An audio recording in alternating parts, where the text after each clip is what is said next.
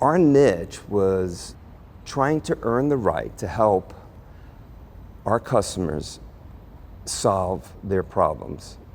It takes a long time in order to earn that right.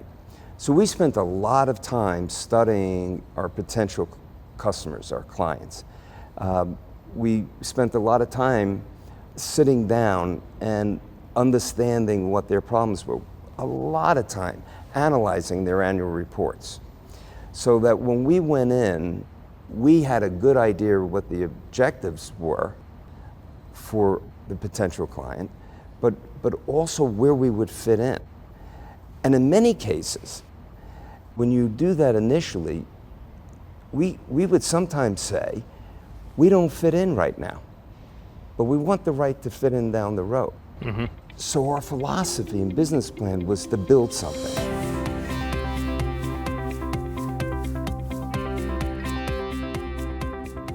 Jim, welcome.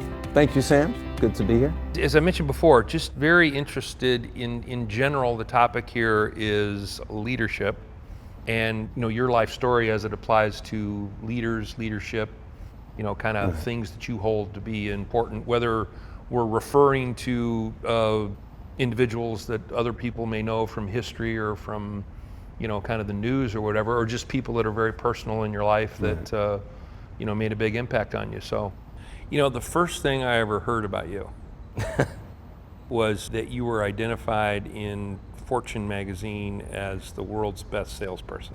Well, that would be nice, but it was the top salespeople in America. Top salespeople in America. So I was one of. So how many were there? There were 10 or 12, but what was really cool about that is that Fortune magazine and the author of the article picked IBM. And when they went to see some of IBM's accounts, they were saying, hey, IBM are order takers, the salesmen there. And so when the IBM guy, don't get upset with that, but the guys that are truly selling, listening, and helping solve some problems are these salespeople from Comdisco, and in particular, this guy, Jim Duncan. And that's how it came about. Your business model at Comdisco, describe that. Like IBM was over here, your customers were over here, and you guys were kind of in the middle, sort of. Right. Yeah, you have to go back a little bit, flashback in time where computers weren't readily available. So there was a real commodity market, in particularly with mainframe computers, as they were known at the time.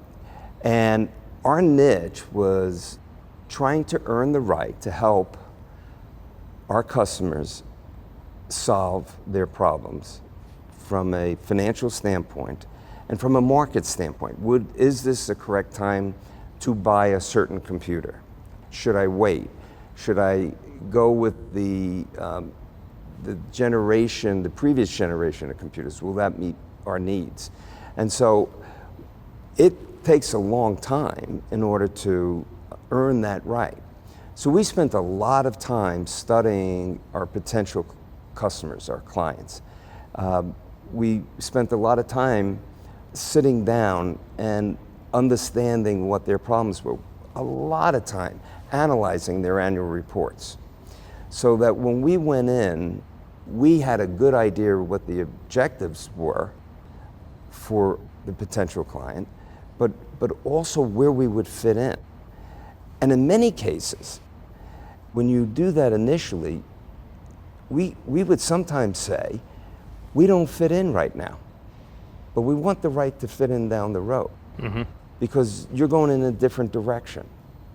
So our philosophy and business plan was to build something. It wasn't trying to get transactions in the moment, although we needed it to pay the bills. But every time I spoke to our founder and CEO, his first question is, what are you building? Where will they be 5 years from now?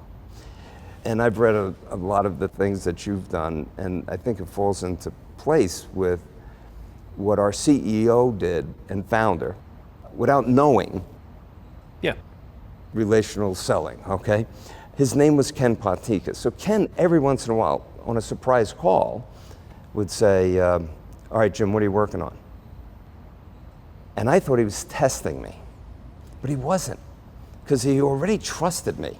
He was calling me to gain knowledge. And that's how he managed the company, based on the knowledge that he got from salespeople that he thoroughly trusted. And that's how we determined where markets were going, the information that we were able to supply back to him. So here's the founder, builds this company from $5,000, and when I left, we were $4 billion in sales. Not that I did it, but our team did it. But Ken laid that foundation by allowing that knowledge that we had and the respect that we had, the knowledge, to flow up to him. Mm-hmm. So many times we think leadership is, here, I'll tell you how to do it. And I did that, right, until I learned. But Ken set the example of that it came from the bottom up, not necessarily the top down. Mm-hmm. It sounds like too, like when you would go in to see a customer, we were joking about it last week, really like, forward-seeking questioning technique on the part of salespeople, like in the 90s even, was going to a customer saying, what keeps you up at night? Right. That's somehow, was supposed to communicate, that I'm not here to just beat you over the head with features and benefits. Now, today, it's sort of like salespeople. People just, what keeps me up at night? Salespeople asking me the question, what keeps me up at night? That's what keeps me up at night. But if you don't do the kind of due diligence that it sounds like you guys right. were doing back in the 80s or whenever, like you're pouring through reports, you're kind of doing all of this, investigative consulting, if you will, mm-hmm. Before you're showing up to a customer, but you're driving that discussion. So you're not walking through the door saying, tell me what's going on. You're walking through the door saying, looks like this is what's going on. Here's what our solution could do for you. Sometimes it took a couple of years to get there, right? Yeah. So we spoke about a lot, we're planting seeds in order to influence the criteria that a decision was going to be made on.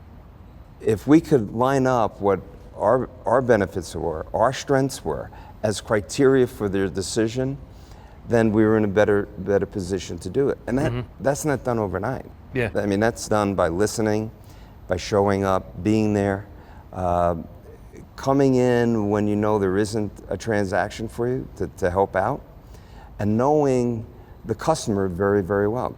I guarantee you, across our company, our sales force, our customers knew the names of our children, knew where we went to school, and vice versa. We knew everything about them. So it was a really strong relation that people could count on. Mm-hmm. And it was such that it wasn't always, yes, we can do this. Or the customer saying, yeah, you're going to get every transaction we ever do. It was earning the right to play the game, earning the right to be in the game, to be invited in as someone that they could count on to drive a solution.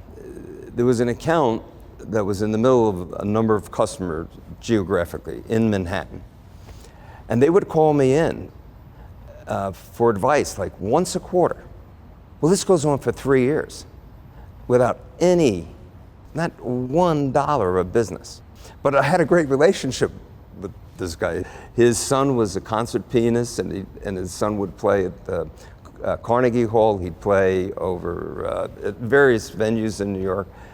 And we'd go sometimes. Well, one day I came in and there was, probably $20 million of invoices on his desk. So we were gonna buy his installed base and lease it back to him. And he pushed them over to me and he said, we trust you. We trust your company. We're ready to do this transaction. Give us a fair price. And they were customers till the day I left. Yeah, so it took 3 years. 3 years to get to that point. Yeah. There is undoubtedly a question or two that you would have asked yourself that I didn't ask you. I was just curious if you wonder why I'm such a better golfer than you. No, I don't, because well, it has to do with the fact that you play a lot more. No, it could be that you've never seen your swing on film. Perhaps if you did that, you would understand what I see. No, I don't want to be, I shouldn't be doing that. No. Well, anyway. All right, Chief. Thank you.